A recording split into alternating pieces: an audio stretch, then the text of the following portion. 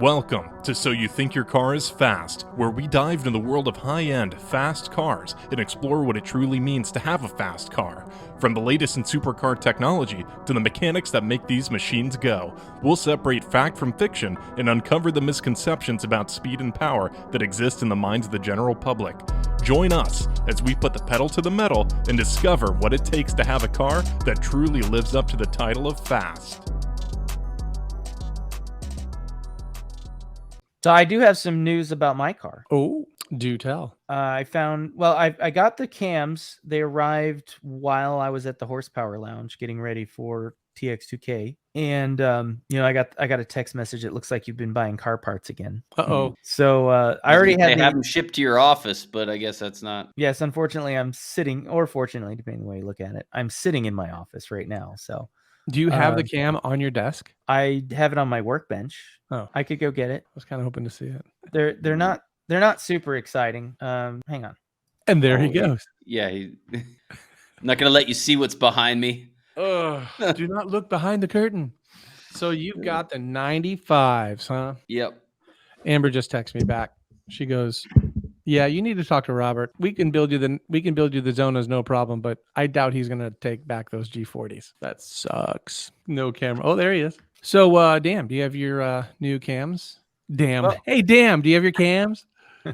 Dan, I just happen to have the intake cam here. Look at that. Fancy. Wow. And you can kind of see, it's got like, ring seals on this end. And is that like Cosmolina or something on it? Is that? Yeah, it's brand new from Porsche, so it's just got whatever, like anti-rust type of stuff on it that they put on. Ooh, those are cool. So I got, 2 intake cams, 2 exhaust cams. I grabbed the intake cam because I thought it was a little bit more exciting. But nothing like show and tell. Yeah, I wouldn't want to see the exhaust cam either. Definitely choose the intake over that. Yeah, the intake is way sexier. It's way cleaner, the exhaust cam, it's dirty. Well, it shouldn't be if it's new from Porsche. Yeah, so I got the cams, and I have previously mentioned that I ordered the camshaft housings, and that's the whole problem, is because I think the production numbers on a 997.1 GT3 are something like 800 cars in the United States, period, paragraph. That's just not a lot of cars. And, maybe however many of them aren't even on the road anymore. It's over 10 years old, getting on 15 years old. So the parts are hard to come by. And, you put GT on anything and the price just start adding zeros. And when you start talking about Porsche parts prices, you're adding a zero anyway. Mm-hmm. So it's really bad. The cam housing originally in the 997 GT3 catalog was like $1,500, $1,400. So I needed 2 of those, and then those are NLA or no longer available. And so they very helpfully referred me to Porsche Motorsport, PMNA, and PMNA proudly offered them to me for $4,700 each. Oh my gosh. So you can understand why I didn't buy them the first time anyway. And so Steve ordered them, and they have arrived in Atlanta, and they're waiting to be I don't know if it's released means that they're being released from customs, or if like they're being released by PMNA to the whatever PCA, Porsche Cars America, something like that. So I'm not sure, but we ordered them at the GT3 catalog price, and they haven't come back and said the price is any different. Oh wow, okay. So I may have dodged a bullet. Holy crap, that would be cool. Huge. Yeah. So I talked to John. Now you Bray. can pay for Todd's turbos. Yes. Now I have. My company will be sponsoring Todd this race season. But I talked to John Bray yesterday. Oh, okay. And that doesn't happen very often because he's a very, very busy guy, and I appreciate his time. But talked a little bit about the details for my new engine. And so I need to send him these camshaft housings once they come in, and the cams, and he has everything else, including my engine, sitting there waiting to go. So, and there is one change that I wasn't aware of. He is in fact using a 4-liter crank, not a 3.8 liter crank in it. So does that mean you're going to be a 4-liter now? So then I get to say 4-liter people eater club. Yeah. All right. No replacement for displacement. Yeah. So I won't have to. Yeah. So are you So are you on a 3.8 now, Yeah, I'm on a 3.8 now. or is it 3.6? Well, we tell everybody it's a 3.6 apparently, Mm. but yeah, it'll be a 4.0. Sandbagger. So that's Look kind of at cool. you. Okay, that's cool. I guess the reason is because the TNS rods, pistons, and sleeves that John is using, they only work with the 4-liter crank. He said he didn't bother making them for the or designing them with the partners for the 3.8-liter crank. So he has to use the 4-liter. I guess that was something I didn't know. Oh, so that made the price go up? Yeah, probably. I didn't ask. It happened after we learned that he got the cams for cheaper. Did you tell him that he can have a nice 3.6 liter crank as a trade-in? Yes, as a token gesture, the used good condition 3.6 liter crank will be entering his engine program. There you go. But I am getting the rods and pistons back from him, and probably the sleeves too. Basically, I told him I wanted everything that was a non-recyclable part, so I can hand out a nice piston and rod signed Todd Knoll style. Oh, which if anybody was curious what TNS spec is, that's Todd Knoll spec.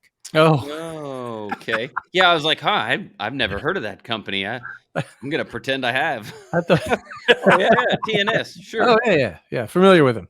Yes, Great TNS Engineering. We're Nothing but the very very new, but seasoned in the industry. Oh, well, that's good. Okay, good. So it's always good to have a conversation with the mad scientist behind EVOSpec. Yeah, and we were talking about the cam profiles, the CNC work that's being done on the heads, because just as we were talking about the Porsche Motorsport catalog is ridiculous.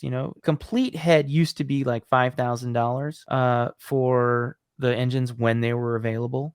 Mm-hmm. And so that'd be the head, the cam housing. Most engines, the head and the cam housing are one piece, but in these they're two pieces. Like in Taylor's, they're one piece. On the new engines, they are.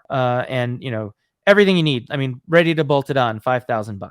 And but if you were to buy like a GT3 RSR or GT3 Cup, you're talking $15,000. And they literally make them, from the same castings, and the difference between them is what CNC program they load up when they do them, when they finish them. And so for regular people like us, or like me anyway, it makes absolutely no sense to spend that kind of money on that kind of part. So John has some really great stuff that he does with his engines to get there. Do you have any kind of power goal with this new situation? Yeah, I think it's going to make 1,500, legit 1,500. Car made high 1,300s, turned down on the turbos, and turned up. I figure it's got another 100 in it. 100, 120, 130. I think it'll make 1,500. Okay, so the same turbos you're going to keep. Yep, I'm going to keep those. I don't want to go any bigger just yet. Well, yeah, but you haven't used all those turbos have anyway, right? Yeah. That's what I do, man. When I use all the turbo and I need more, I go get a bigger one. But until then, I run what I got. Yeah, that's what I'm doing. Taylor, your car from the factory is a 3.8? Yes. Are you still a 3.8? No, I'm 4.2-ish. Oh, okay. Yeah, I mean it's all funny math, it's like the 3.6 liters are like 3,597 cc or something. So yeah, and I want to say, and I don't know, but I want to say the 4.2 is actually not 4.2. It's like 4.195 or something. Yeah, I think it's the same with the 4.0. I don't think it's a full 4.0, is it? Yeah, it's like 3 cubic centimeters short. Mm-hmm. Yeah, but we did the crank in mine. Yeah, you have the really, really fancy crank. Yeah. Well, because originally when we talked, when John and I were talking, it was like, I wanted liners, and whatever his package was, it was like, he's like, well, I can add liners, but if you're going to do that, it's only like, literally, it was like a couple $100 more to do the crank and liners. And I was like, well, that would be dumb of me not to do. So I said, do it all. Yeah, I ended up in the same boat accidentally. Slippery slope, man. This is just not a... As he wraps his cam up. You going to put that into your pillow tonight? Well, I have 3 more, so it's even more exciting. That's great. I'm excited for your build, for sure. Yeah. I actually got excited about it yesterday for the first time in a while because it actually, it's just I've been trying to temper expectations because you can get overexcited and then it's very, very painful waiting for a long time. And so I'm just like, you know what? It's not real yet. I'm just not going to get too excited about it. But couldn't help but get a little excited between the news of not having to eat ramen for the next 6 months or potentially and then hearing from John and getting I kind of wanted to have that details conversation with him because I wanted to make sure that I knew exactly what we were doing, and I didn't really feel like I did. So, Dan, you're worried about details? No. Details keep me up at night, man. I don't think that's what's keeping you up at night. I think your job keeps you up at night. Yeah, that's true. But I'm dealing with details. So that's true. They're keeping me up. All right, what's next on the agenda? So at the next 3 races, let's say the next 3 shift sectors, I was thinking that the team would be Steve, Wayne, and Jared. Does Jared know this? No, he does not. So we're going to ask him, but I think he would like to come. And what I'm thinking is we could dedicate Jared to just us, right? It's not a bad idea. Steve is on board. He says he will go to those 3 as long as the 3 of us are on board. I'm like, yeah, that's what we want. But he, keep in mind, we're not going to take 3 cars that have questions. We need 3 sorted cars to go up there. And the only thing that he's going to be doing is emergency. An emergency, an ejector popped out, or a plug, something simple, not going up there to test and take the wheels off the cars and things like that. So he would be there to help us do things that we wouldn't be able to do on our own. Yeah, we need adult supervision. Adult supervision, exactly. It is nice to have when you don't know what to do. You ask the adult. Yeah. Yep. So hopefully that could be that could be something we could count on. That could be that would be a really nice team. Mm-hmm. Be real confident in that. So I signed up for that Super Rowl race in Kansas. So it's going to be me against 15 other basically 2,000 plus horsepower cars. It's possible we could have the Texas Invitational Telemetry System available for that. Oh, Texas Invitational Telemetry System. Huh, what's that acronym? Well, it's yeah. You can work it out. Well, that would be cool. So yeah, talk to Jason about it because I'm sure he would probably be interested in testing it for sure. I would like to get some test data. I had talked to Jason this week and suggested putting some equipment on the runway to gather data from, and he said that would be fine. But now it doesn't look like I'm going. So yeah. Well, look, I think we need to focus on what are the odds of your engine being done and tested and everything before. You got to get that motor back sometime in May, right? We both need to get our engines back sometime early May at the latest. Any predictions made will age poorly, so I don't know. We've done that. I don't even feel like saying that stuff anymore. Well, it's the 23rd of March. My birthday is in 2 weeks. I thought that I might go to my annual pilgrimage to Phoenix for my birthday and go see John. Okay, what date would you be thinking? April 6th-ish. Okay. Gonna go wrench on it yourself? No, I'm gonna go see it and talk to John. How does it sound if I go out there too and we take John to dinner? Yeah. And we because we haven't caught up with him in forever. What do you think? Yeah. Well, is that jumping in your plans? No, he was in Abilene. Todd, you weren't in Abilene, were you? Right. He did make Abilene. Yep. Okay. Yeah, I was just gonna hop a flight. I have a customer in Phoenix. I could pay a house call and go see John. We could do dinner. That would be great. Mm-hmm. Yeah. Okay. And what I really want to do is I want to get some more video of parts and have John talk about what he does for information that he can reveal. Mm-hmm.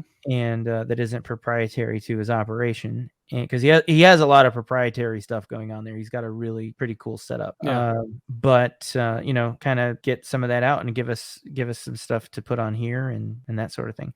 And I figured I'd be able to get on his radar screen and get him focused on it at the same time. Mm-hmm. Yeah, not a bad idea. And then so if I can get the engine back in May, it's not gonna it isn't changing any more than yours did when your engine just came back. So the turbos are staying the same, the ECU is staying the same. I do have one other piece of news that I forgot, which is that I got with Jared and I ordered the Cyvex 100 Hertz GPS module. Ooh, traction control. traction control. So that is, usually not my problem, but I just feel like I need to have it. And it'll be, with the new gearbox going in my car, I'm only going to have to go through fifth gear to get through the half Oh, mile. wow.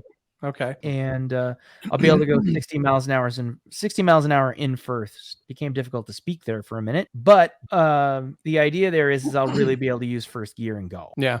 Because right now it's kind of like Taylor, where I'm fighting to get through first gear so I can get to second and go. And so the idea is use first gear, have the traction control available. And the issue with it is that the Cyvex can absolutely do traction control, and you do have the data available for it. But the problem is that the wheel speed sensors are what it's reading the vehicle speed from. And in an all-wheel drive car, you can spin all four wheels, so you can't really judge vehicle speed by that. And even if you could, the delay in the system from the information from the sensor going into the ABS unit, getting converted into CAN, and then being broadcast at only 10 hertz to the Cyvex via CAN, it's just not fast enough. It can be 100 milliseconds or longer, maybe even 200 milliseconds because of the delay going through the ABS unit before you know that the wheels are spinning, right? So, Yeah. And it's a reactionary thing. So by running this 100 hertz GPS unit in inertial navigation, meaning it has like, G sensors in it, it knows how hard you're accelerating and it knows how fast you're going. So the ECU can react in, exponentially quicker time frames to wheel spin. So what does the ECU do? Cut timing, cut boost, cut what? It can do whatever you want it to do. It can slightly close the throttle. It can, yank timing back. It can, even, actuate brakes, I think, if you want it to. Oh, wow. So there's a lot of things, a lot of options, but the problem is that the sensors in the car just aren't and the way they get to the computer just aren't fast enough to do, a real motorsport style traction control. And that was something I was looking into this year, because it's something that we've all wanted for a while. And we said, oh, well, we just have to set it up. And like, well, why haven't we just set it up if that's Right. all it is? And it kind of came to that it's more of a data input problem than anything else. So it's not picked up with sensors. So are you saying that you add this module and it just works with the inertia of the car, the movement of the car via GPS? Yeah. That's insane. So there's no sensors to connect anywhere. Mm-mm. What? And Wow. The Cyvex, the GPS one? Yeah, they have it just came out in the last little while, I don't know exactly when, module that runs at 100 hertz, and it's reasonably priced. A few years ago, 100 hertz GPS was thousands of dollars. I think that came out after my build. Yeah, it hasn't been available for very long, and our little tuning network tells me that a lot of the cars that were running at TX2K with the traction control, that's how they were getting it. Really? I need that. Rear wheel drive? Yeah. So I figure you need it when the time comes and I actually have the stuff, and I was going to work on it with Jared. So I figured you'd want it too. Mm-hmm.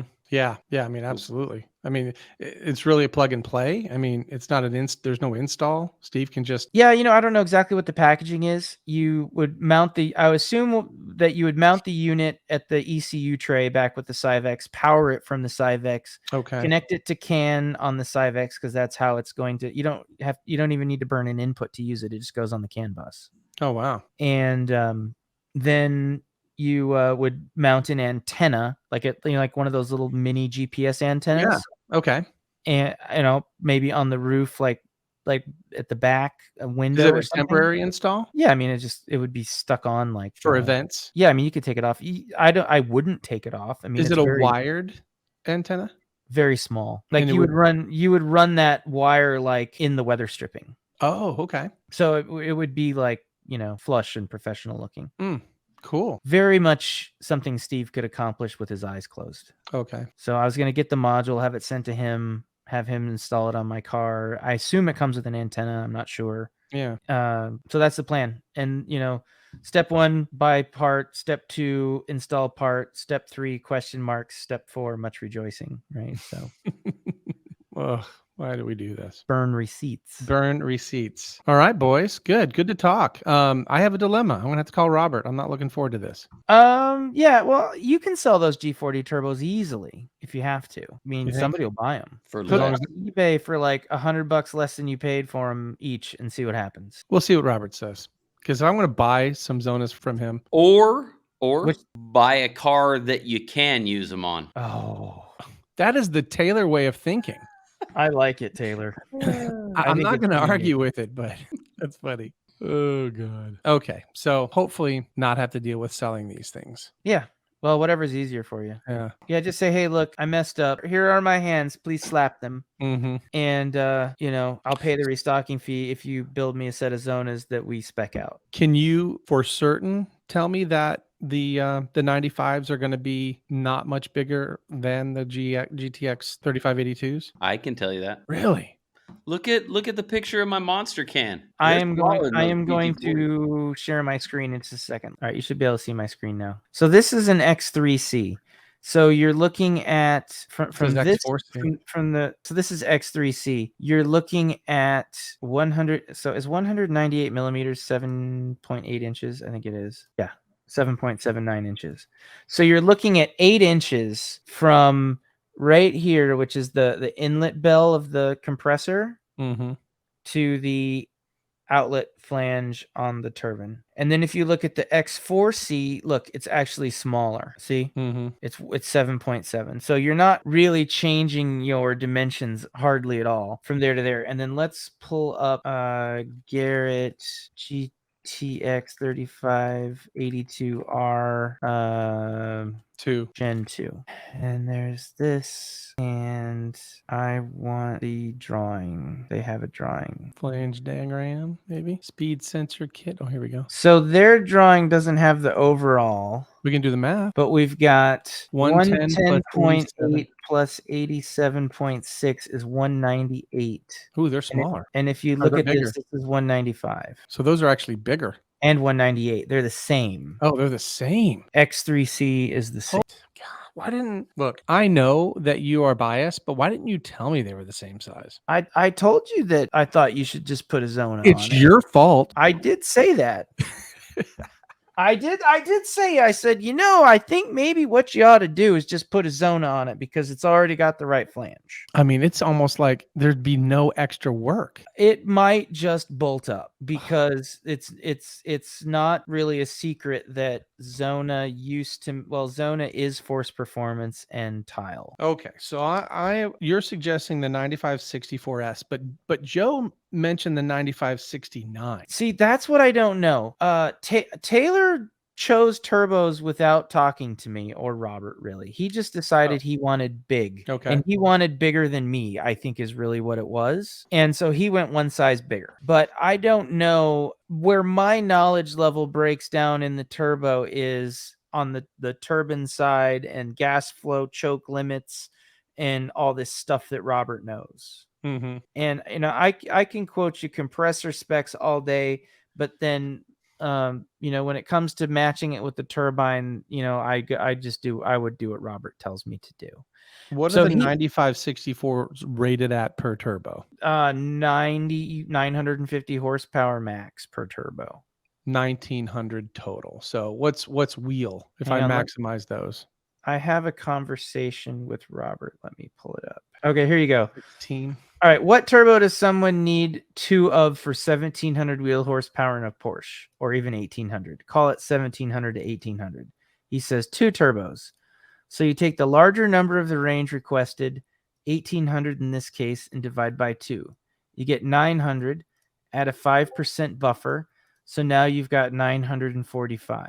Mm-hmm. Now pick a XR turbo with a number close to that divided by 10. So what XR turbos are 94 pound a minute flow rate? The 68 millimeter ones are. They're rated for 95 pounds a minute. So you want a 9564S or a 9569S, depending on how much exhaust energy you have and when you want the power band to start. Okay. And I was asking him about this for you specifically. Okay. All right. Well, I need to catch him before 5 o'clock because Amber says he might not be coming in tomorrow. All right, give him a call. I'll let you know what happens. All right, man. Good luck. Okay. Bye. Bye-bye.